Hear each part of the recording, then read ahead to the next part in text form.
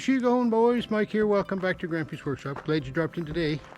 Boys, what a day it is here. You know what? It's New Year's Eve today. Just, you know, so you can mark your calendars. Happy New Year, everyone. And it was nice and sunny and plus 11 degrees. Unbelievable with a capital U. I was out chipping today. Now, I've got some comments in some previous videos about how well the cleanup is going. Well, I chipped a little bit of brush here that was in the landing here between the camp and the shop and the sugar shack, but I haven't really gotten much done in the rest of the yard. I just want to show you before we go too much further. Make sure I don't step in anything here. It's getting kind of dark now. It's getting late in the afternoon, probably getting close to 4 o'clock. I got a little fire going over there. Well, got a smoke pit going, but no, I'm a long ways from getting her cleaned up. Yeah, put a tarp over the boathouse there, but the tarp ripped through the roof, or the roof ripped through the tarp, or something, however you want to say it. But anyways, it's not working too bad. Keep the bulk of the rain and snow out, if we ever get any snow. But yeah, look at the freaking mess, eh? Oh my. Yeah, so I'm a long ways from getting things cleared up. Look, the lake isn't even frozen over yet. Usually, you know, the ice goes out of the lake, I don't know, you know, the middle to the end of April. So we're going to have ice not even for 4 months this year. That's incredible. Tell you what. Anyways, so yeah, the yard's a mess, but I have been making headway chipping. There was, if you remember, in this area here, I had a big heaping pile of brush. I got that all chipped up, and then over here behind, between the shop and the shelter where I keep the attachments, this was piled eye high with brush. So I got all that chipped up, and there was a bunch of brush along each side of my lane going out to the road, and I wanted to get that chipped before winter because I figured it might hamper plowing. You know, I wouldn't be able to plow the snow right off the lane. So I was down the lane yesterday and today chipping down here, but a lot of what was alongside the lane was evergreen branches, spruce branches, and I was putting them in the chipper and they were chipping up, you know, not too bad. I didn't really notice anything, but I just want to say the chipper is a great machine. There's just nothing like it as far as I'm concerned. It's amazing what it'll chip, but when it chips a bunch of spruce, sometimes it has a hard time pushing the needles, the spruce boughs and the needles, completely through the chipper and into the blade so that the blade can expel them out the chute. And I just want to show you what happens, because my chipper jammed up on me today. So come on in the shop here, and I got her set up here in the corner. I had to do a lot of dismantling. As you can see, I had to take the chute off it because she was plugged up pretty good. And then I opened up the clamshell here to get at the blade because there were some branches stuck in there too. There's an infeed roller on it, and the infeed roller does a great job. But if you can see here now, the mess, that's plugged there. That's about halfway the thickness of the roller. So, oops. So if we look on this side, half the thickness of the roller is here, and that's plugged from there right through here to the inlet to the clamshell where the flywheel will cut it up. So from there to there was about 8 inches. So buddy, I'm telling you, I've got spruce boughs. So I'm going to try and get in here so you can see good and I can pick away at it. What I've done is this is the infeed roller here, and that usually sits down.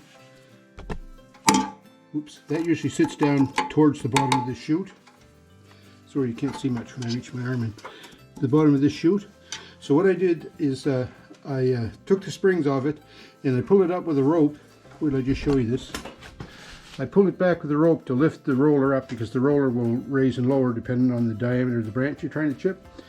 So I reached in and I pulled this back with the rope and pulled this up as far as I could, and then I blocked it with a couple of pieces of wood here just to make sure that it wouldn't fall down on me, because I just as soon not lose my fingers. They're some of the most favorite fingers I have are these ones that I'm using, so I didn't want to lose them.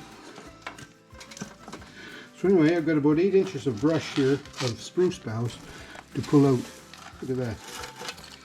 And what I'm using is my long nose pliers that for removing fuel line hoses. Seems to work good for that, but holy darn. No wonder the wood wouldn't go through. I was chipping down there, having a great time chipping, eh? And then all of a sudden I noticed the wood didn't seem to be going into the chipper too good. So then I had a look, and it was jammed up pretty good. And the only way you can get this infeed wheel to go is if the tractor's running and the PTO is engaged. And if that's engaged, then the blade is flying around. So I didn't want to be reaching in here, you know, with my hand with it active, that's for sure. I'm sure God made little green apples, I would have got caught in it, and then I would have been forever known as Lefty. Not that I got anything against left-handed people. Some of the nicest people I know are left-handed, but I'd just as soon not lose anything. But look at this, man. So I guess what I'm going to have to do is keep digging at this, see if I can get it out. I'm sure I will. One thing about it, it smells so nice.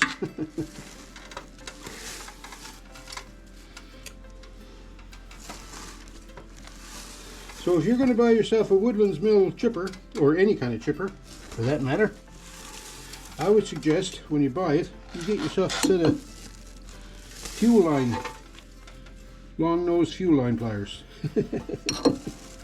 This was plugged in there. I mean, like I couldn't even pull it out with my fingers.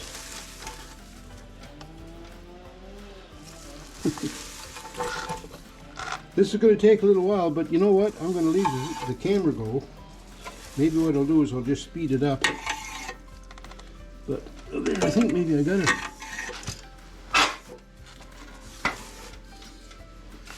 Will I just shine my flashlight down in there? Oh yeah. Look at that. So if you can see in there now, you can see the entrance to where the blade is.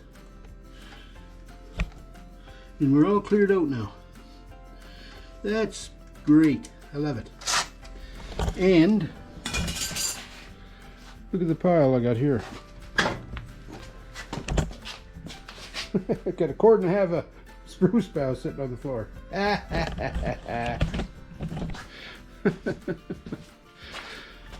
So get up here in the light again so I can see you.